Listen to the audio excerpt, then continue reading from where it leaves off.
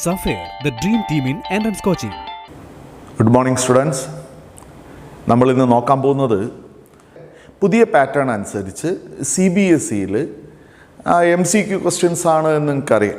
ആ പാറ്റേണിൽ വരുന്ന ചില ക്വസ്റ്റ്യൻസ് ആണ്, ആ ഒരു മോഡലാണ് നമ്മൾ ഇന്നൊന്ന് പരിചയപ്പെടാൻ വേണ്ടി പോകുന്നത്. ഒരു ടൈപ്പ് ക്വസ്റ്റ്യൻ എന്ന് പറയുന്നത് സിംഗിൾ ഡയറക്റ്റ് ആൻസർ വരുന്ന ക്വസ്റ്റ്യൻസ്. അതിപ്പോൾ ന്യൂമറിക്കൽസും ആകാം അല്ലാതെയും വരാം, രണ്ട് ടൈപ്പും ആകാൻ വേണ്ടി പറ്റും. ഇനി രണ്ടാമത്തെ ടൈപ്പ് ക്വസ്റ്റ്യൻ എന്ന് പറയുന്നത് അസേർഷൻ റീസൺ ടൈപ്പാണ് കാണുന്നത്. അത് കഴിഞ്ഞ വർഷം മുതൽ CBSEയുടെ MCQസിലും നീറ്റ് എക്സാംസിലും JEE എക്സാംസിലും എല്ലാം കോമൺ ആയിട്ട് കാണുന്നൊരു മോഡലാണ് അസേർഷൻ റീസൺ എന്ന് പറയുന്നത്. അതായത് രണ്ട് സ്റ്റേറ്റ്മെൻറ്റ്സ് വരുന്നു. The first statement is given as assertion and the second on as reason. ഇതിൽ ഇവിടെ തന്നിരിക്കുന്ന കണ്ടീഷൻ അനുസരിച്ചാണ് നമ്മൾ 4 ഓപ്ഷൻസിൽ ഏതാണ് ആൻസർ എന്ന് സെലക്ട് ചെയ്യേണ്ടത്. Here in this question it is given as both assertion and reason are true and reason is the correct explanation of assertion. We have to bubble the first choice A. അല്ല, എയും ആറും എന്ന് വെച്ചാൽ അസേർഷനും റീസണും രണ്ടും true ആണ്, but R is not the correct explanation of assertion A. തമ്മിൽ ബന്ധമൊന്നുമില്ല. Correct explanation അല്ല എങ്കിൽ we have to bubble the second choice B. And third C എപ്പോഴാണ് ബബിൾ ചെയ്യേണ്ടത്? A is true but R is false. Assertion is true. First statement is true and the second statement, if it is false, we have to bubble C.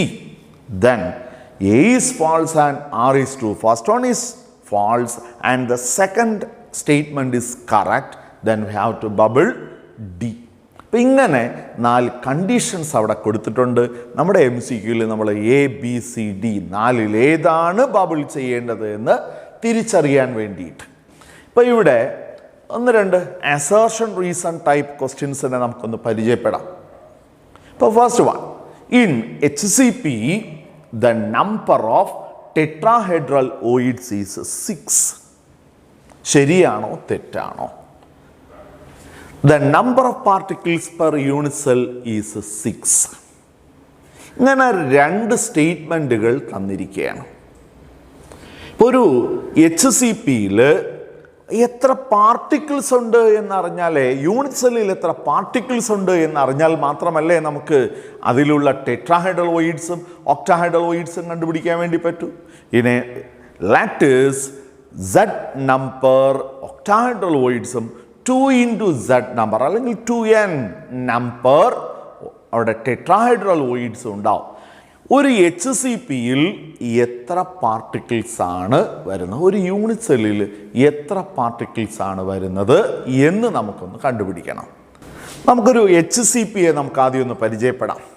ഇപ്പോൾ ഒരു hexagonal plain താഴെയുണ്ട്, അതിനൊരു face centre ഉണ്ട്. പിന്നെ മുകളിൽ 3 particles, mid പ്ലെയിനിൽ വരുന്ന 3 particles ആണ്. മുകളിലും ഒരു ഹെക്സഗണൽ പ്ലെയിനും ഒരു ഫേസ് സെൻറ്ററും എന്ന് വെച്ചാൽ നമുക്ക് 3 ഡയമെൻഷനലായിട്ട് ഇങ്ങനെ റെപ്രസെൻ്റ് ചെയ്യാം. 2 ഹെക്സഗണൽ പ്ലെയിൻസ്, മിഡ് പ്ലെയിൻ, ഒരു ട്രയാങ്കുലറായിട്ട് 3 പാർട്ടിക്കിൾസ് ഇവിടെ വരികയാണ്. ഇനി നമുക്ക് നോക്കേണ്ടത് ഇതിൽ കോർഡിനേഷൻ നമ്പർ എങ്ങനെയാണ് വരുന്നത് എന്നാണ്. കോർഡിനേഷൻ നമ്പർ എന്ന് വെച്ചാൽ ഒരു പർട്ടിക്കുലർ പാർട്ടിക്കിൾ എത്ര പേരുമായിട്ട് ബോണ്ട് ഉണ്ടാക്കുന്നു എന്നാണ്, അല്ലേ? നമുക്കിപ്പോൾ ഇവിടെ മിഡിലുള്ള ഒരു പാർട്ടിക്കിളിനെ, ആ ഗ്രീൻ കളറിൽ കാണുന്ന പാർട്ടിക്കിളിനെ എടുക്കാം. Surrounding 6 particles, above the plain 3, below the plain 3, ഇങ്ങനെ ടോട്ടലായിട്ട് 12 പാർട്ടിക്കിൾസുമായിട്ട് ആ ഒരു ഗിവൺ പർട്ടിക്കുലർ പാർട്ടിക്കിൾ, ഇത് എല്ലാവർക്കും ആപ്ലിക്കബിൾ ആണ്. 12 ആണ് ഇവിടെ കോർഡിനേഷൻ നമ്പർ എന്ന് നമുക്കവിടെ കിട്ടും. ഇത് നോർമലി ഒരു HCPയിൽ. ഇനി കോർണർ പാർട്ടിക്കിൾ ഒരു യൂണിറ്റ് സെല്ലിൽ കൊടുക്കുന്ന കോൺട്രിബ്യൂഷൻ എത്രയാണ് എന്ന് നമുക്ക് ഇവിടെ നോക്കണം. അപ്പോൾ ഇവിടെ 3 ഹെക്സഗൺസ് മേക്ക് ചെയ്യുന്നത് 120 ആംഗിളാണ് നമുക്കറിയാം. അവിടെ ഒരു സ്ഫെറിക്കൽ പാർട്ടിക്കിൾ ഉണ്ട്. ആ സ്ഫെറിക്കൽ പാർട്ടിക്കിളിൻ്റെ പകുതിയാണ് ഇപ്പോൾ ഈ ഒരു പ്ലെയിനിൽ നിന്നുകൊണ്ട് നമുക്ക് അസ്യൂം ചെയ്യാൻ പറ്റുന്നത്. അതിൽ ഈ ഗിവൺ യൂണിറ്റ് സെല്ലിന് കിട്ടുന്ന contribution that is only 1/6 of A particle ആണ്, അല്ലേ? 1/6 മാത്രമേ ആ ഒരു കോർണർ പാർട്ടിക്കിൾ കോൺട്രിബ്യൂഷൻ യൂണിറ്റ് സെല്ലിൽ വരുന്നുള്ളൂ.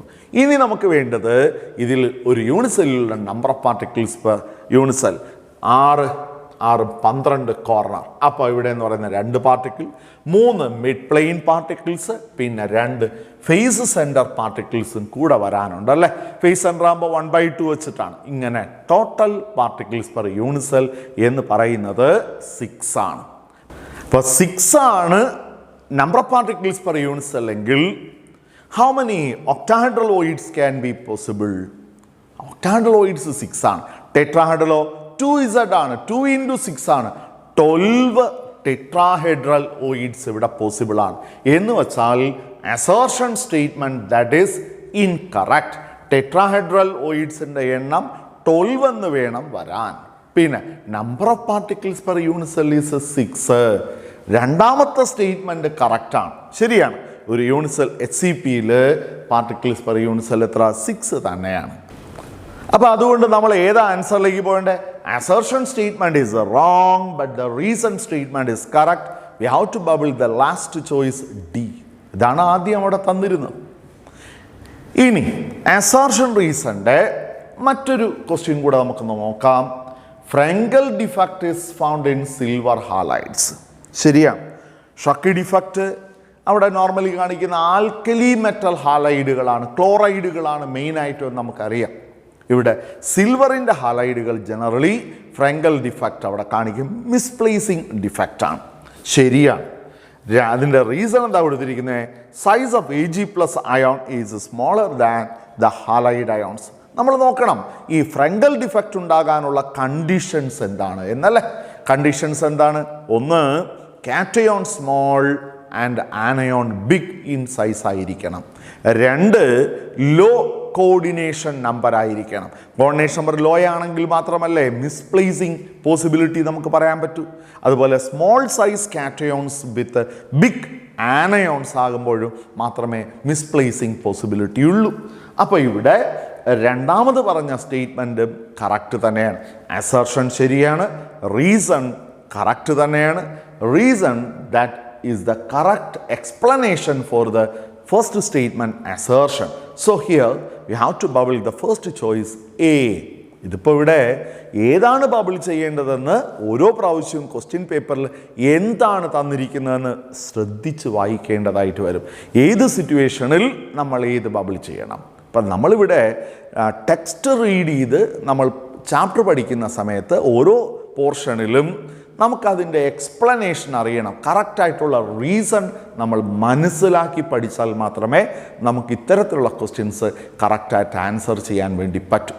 ഓക്കെ, ഇനി മറ്റൊരു ടൈപ്പ് ക്വസ്റ്റ്യൻ ആയിട്ട് അവിടെ കാണുന്നത് മാച്ച് ദ ഫോളോയിങ് ആണ്. ഇത് നിങ്ങൾ ഫെമിലിയർ ആയിട്ടുള്ളൊരു ടൈപ്പ് തന്നെയാണ്, മാച്ച് ദ ഫോളോയിങ് ടൈപ്പ് എന്ന് പറയുന്നത്.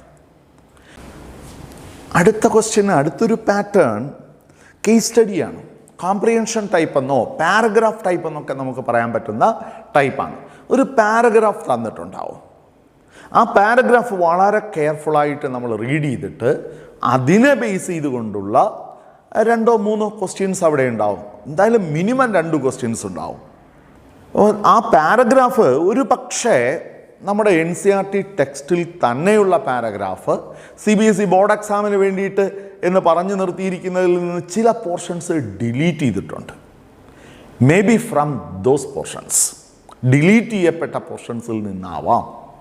അല്ലെങ്കിൽ ഒരല്പം സ്റ്റാൻഡേർഡ് മാറിയിട്ട് ഒരു ഡിഗ്രി ലെവലിലോ എന്നാൽ ഈ ചാപ്റ്ററിൽ തന്നെയുള്ള നമുക്ക് വായിച്ചാൽ മനസ്സിലാക്കാൻ പറ്റുന്നതോ ആയിട്ടുള്ള ചില ഒരു പാരഗ്രാഫായിട്ട് എടുത്തു തരാം. ഇത്തരം ക്വസ്റ്റ്യൻസ് വളരെ ഫ്രീക്വൻ്റ് ആണ്.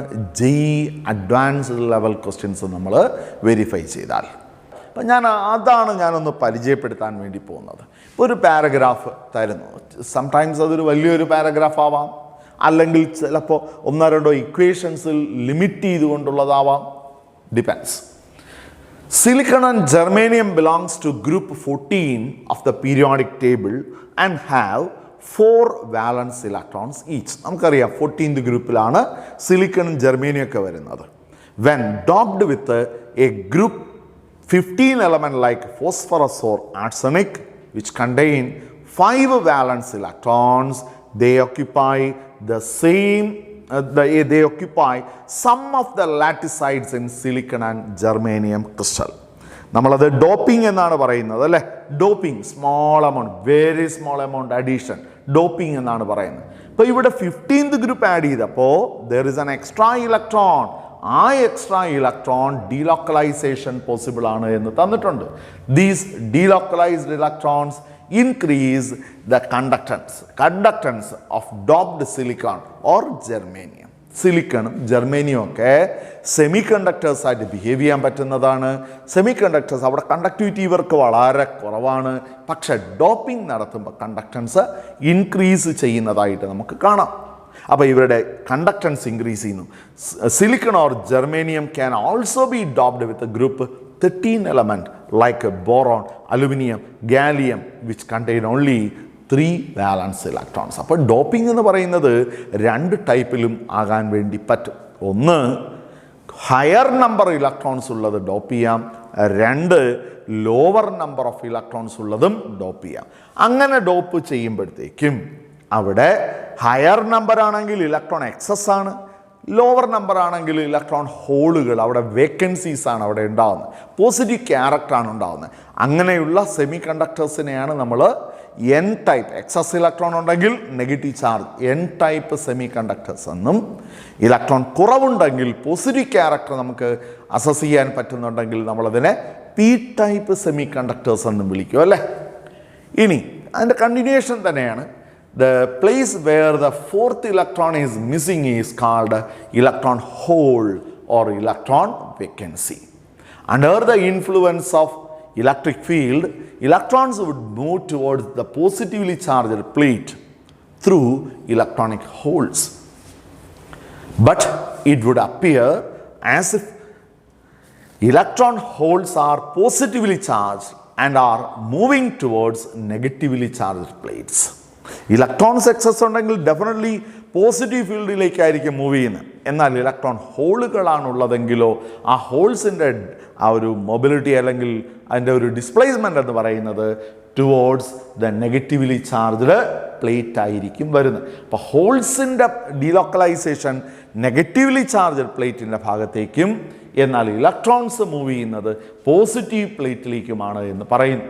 A large variety of solid state materials have been prepared by combining group 13 and 15 or 12 and 16 to simulate average valency of 4 as in germanium or silicon.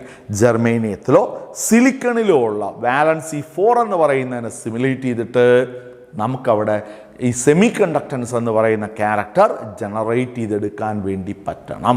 അപ്പം അതിന് വേണ്ടിയിട്ട് സംടൈംസ് നമുക്ക് ഇതേപോലെ തന്നെ 13 and 15 ഗ്രൂപ്പുകളെ കമ്പൈൻ ചെയ്യിക്കാൻ പറ്റും, 12 and 16 ഗ്രൂപ്പുകളെ കമ്പൈൻ ചെയ്യിക്കാൻ പറ്റും. ഇപ്പം നോർമലി 14th ഗ്രൂപ്പിൽ 13 ആണ് ഡോപ്പ് ചെയ്താലും 15 ആണ് ഡോപ്പ് ചെയ്താലും 1 ഇലക്ട്രോണിൻ്റെ ഡിഫറൻസ് ആണ്, ആ പൊട്ടൻഷ്യൽ ഡിഫറൻസ് കുറവാണ്. ബട്ട് 13th ഗ്രൂപ്പിൽ 15നെ ഡോപ്പ് ചെയ്താലോ 15th ഗ്രൂപ്പിൽ 13നെ ഡോപ്പ് ചെയ്താലോ 2 ഇലക്ട്രോൺ ഡിഫറൻസ് വരും. അപ്പോൾ പൊട്ടൻഷ്യൽ കുറച്ചുകൂടെ കൂടുതലാണ്. അതുപോലെ 12-16 കോമ്പിനേഷൻ നമ്മൾ എടുത്താൽ 12-16 എടുക്കുമ്പോൾ എന്താണ് 4 ഇലക്ട്രോൺ ഡിഫറൻസ് വരുന്നുണ്ടല്ലേ. അപ്പോൾ അവർ കുറച്ചുകൂടെ സ്പീഡായിട്ട് കമ്മ്യൂണിക്കേറ്റ് ചെയ്യാൻ പറ്റുന്ന സെമി കണ്ടക്ടേഴ്സ് ആയിട്ട് മാറും, since the potential difference is high. അപ്പോൾ ആ ഒരു രീതിയിൽ ഫാസ്റ്റ് റെസ്പോണ്ടിങ് ആയിട്ടുള്ള സെമി കണ്ടക്ടേഴ്സൊക്കെ ഉണ്ടാക്കിയെടുക്കാൻ വേണ്ടിയിട്ട് നമ്മൾ എന്ത് ചെയ്യും, 13 and 15 മിക്സിങ് നടത്താം, 12 and 16 കോമ്പിനേഷനും നമുക്കവിടെ എടുക്കാൻ വേണ്ടി പറ്റും. ഇങ്ങനൊരു പാരഗ്രാഫായിട്ടാണ് ഇവിടെ തന്നിരിക്കുന്നത്. ഇത് NCERT-യിലുള്ള സെൻറ്റൻസുകൾ അതുപോലെ തന്നെ എടുത്തു വച്ചിരിക്കുന്നതാണ്. അതൊന്ന് നമുക്ക് ഡിലീറ്റ് ചെയ്തു, പക്ഷെ നമ്മൾ ആ പോർഷനെ ഒന്ന് മനസ്സിലാക്കാൻ വേണ്ടിയിട്ട് ഇങ്ങനെയുള്ള ക്വസ്റ്റ്യൻസ് അവിടെ വരാം. ഇനി ഇത് റിലേറ്റ് ചെയ്തുകൊണ്ട് എന്തൊക്കെ ക്വസ്റ്റ്യൻസ് നമുക്ക് അവിടെ നിന്ന് നോക്കാം. Find the incorrect statement. Actually ഇത് ഒരു മോഡൽ ക്വസ്റ്റ്യൻ ആണ്. സ്റ്റേറ്റ്മെൻറ്റ്സ് തന്നിട്ട് ഇതിലേത് കറക്റ്റ് അല്ലെങ്കിൽ ഏത് ഫാൾസ് അല്ലെങ്കിൽ ഏത് നോട്ട് ട്രൂ, ട്രൂ, ഇങ്ങനെയുള്ള പല ടൈപ്പ് ക്വസ്റ്റ്യൻസ് അവിടെ കാണാറുണ്ട്. നമ്മൾ ഒരല്പം കൺഫ്യൂസ് ചെയ്യിക്കും. Gallium arsenide semiconductor have very fast response. ശരിയാണ്. Gallium arsenide. Gallium 13th group, arsenic 15th group. 2 electron difference അവിടെ കാണുന്നുണ്ട്. അതുകൊണ്ട് അവിടെ ഫാസ്റ്റ് റെസ്പോൺസ് ഈസ് പോസിബിൾ. കറക്റ്റാണ്. Second, indium and antimony. Indium antimony, aluminium, phosphorus, ആ semiconductors 13-15 compounds ആണ്. ശരിയാണ്. 13th ഗ്രൂപ്പും 15th ഗ്രൂപ്പും കമ്പൈൻ ചെയ്തിട്ടെടുക്കുന്നത് തന്നെയാണ്. അവരുടെ ഗ്രൂപ്പിൽ, ഓരോ ഗ്രൂപ്പിൽ ആരൊക്കെ ഉണ്ടെന്ന് അറിഞ്ഞാൽ നമുക്ക് പറയാൻ പറ്റും അല്ലേ. അടുത്ത് cadmium selenium combination, mercury tellurium combination ഒക്കെ നമുക്ക് എന്ത് പറയാം? 12-16 കോമ്പൗണ്ട്സ് ആണ് എന്ന് പറയാൻ വേണ്ടി പറ്റും. ശരിയാണ്. In zinc sulfide, the electron hole has moved in the direction opposite to that of electron filled it. Electron ഫില്ലിങ്ങിന് ഓപ്പോസിറ്റ് ആയിട്ടാണ് ഹോൾ മൂവ്മെൻ്റ് എന്ന് പറയുന്നത്. സിങ്ക് സൾഫൈഡിൽ യഥാർത്ഥത്തിൽ ഇത് സ്റ്റേറ്റ്മെൻറ്റ് തെറ്റ്. എന്തുകൊണ്ടെന്ന് വെച്ചാൽ ഇവിടെ ഹോൾസ് എന്ന് പറയുന്നൊരു കോൺസെപ്റ്റ് ഇല്ല. സിങ്കിൽ സൾഫർ ഡോപ്പ് ചെയ്തു. Zinc 12th group, sulphur 16th group. Excess electrons ഉള്ളതാണ് നമ്മളിവിടെ ഡോപ്പ് ചെയ്ത്. എക്സസ് ഇലക്ട്രോൺസ് ഉള്ളത് ഡോപ്പ് ചെയ്താൽ എന്താണ് സംഭവിക്കുക? ഇലക്ട്രോൺ മൊബിലിറ്റിയാണ് അല്ലേ, ടുവേർഡ്സ് ദ പോസിറ്റീവ് പ്ലേറ്റ്. അപ്പോൾ ഇതാണ് നമ്മളവിടെ അതിൽ റോങ് ടൈപ്പായിട്ട് നമുക്ക് കാണാൻ പറ്റുന്ന ഹോൾസ് എന്ന് പറയുന്നത് അവിടെ പോസിബിൾ അല്ല എന്നുള്ളത്. പിന്നെ പി ടൈപ്പ് സെമി കണ്ടക്ടർ ഇതിൽ ആരാണ്? പോസിറ്റീവ് ടൈപ്പ് എന്ന് പറയുമ്പോൾ ഇലക്ട്രോൺ കുറവുള്ളതാണ് ഡോപ്പിംഗ് നടത്തേണ്ടത് അല്ലേ. ഇലക്ട്രോൺ കുറവുള്ളത് ഡോപ്പ് ചെയ്യുന്നു എന്ന് പറഞ്ഞാൽ എന്ത്? ഇപ്പോൾ silicon, phosphorus. Silicon 14th group, phosphorus 15th, excess electron ഉണ്ട്. Germanium arsenic 14th 15th doping ആണ്. ജർമേനിയം ആൻഡ് ഗാലിയം, അവിടാണ് germanium 14th group, gallium 13th group. Electron കുറവുള്ളതാണ് ഡോപ്പിങ്ങിന് നമ്മൾ ഉപയോഗിക്കുന്നതെങ്കിൽ അത് പി ടൈപ്പ് സെമി കണ്ടക്ടറാണ്. സിലിക്കൺ, ജർമേനിയം അതൊരു സെമി കണ്ടക്ടറായി ഡോപ്പിംഗ് എന്ന് പറയാനില്ല. കാരണം രണ്ടും 14th ഗ്രൂപ്പ് എലമെൻറ്റ്സ് തന്നെയാണ്. അപ്പം അതുകൊണ്ട് നമുക്ക് അവിടെ അത് പറയാൻ പറ്റില്ല. ഇതേപോലെ N type semi conductor, negative type semi conductor എന്ന് പറയുമ്പോൾ എന്താണ്? ഇലക്ട്രോൺ കൂടുതലുള്ളത് വെച്ച് ഡോപ്പ് ചെയ്യണം. സിലിക്കണിൽ ബോറോൺ, ബോറോൺ ഇലക്ട്രോൺ കുറവാണ്. സിലിക്കണിൽ ഗാലിയം, ഇലക്ട്രോൺ കുറവാണ്. ജർമേനിയത്തിൽ ബോറോൺ, ഇലക്ട്രോൺ കുറവാണ്. ജർമേനിയത്തിൽ arsenic, arsenic 15th group element ആണ്. എക്സസ് ഇലക്ട്രോൺസ് ഉള്ളത് വെച്ച് ഡോപ്പ് ചെയ്താൽ എന്താ സംഭവിക്കുക? നോർമലി ഇലക്ട്രോൺ എക്സസ് ആയിരിക്കും അവിടെ അതിൻ്റെ സെമി കണ്ടക്ടൻസ് ഇൻക്രീസ് ചെയ്യുന്ന ഫാക്ടർ. അപ്പോൾ അത് എൻ ടൈപ്പ് സെമി കണ്ടക്ടറായിട്ട് വരും.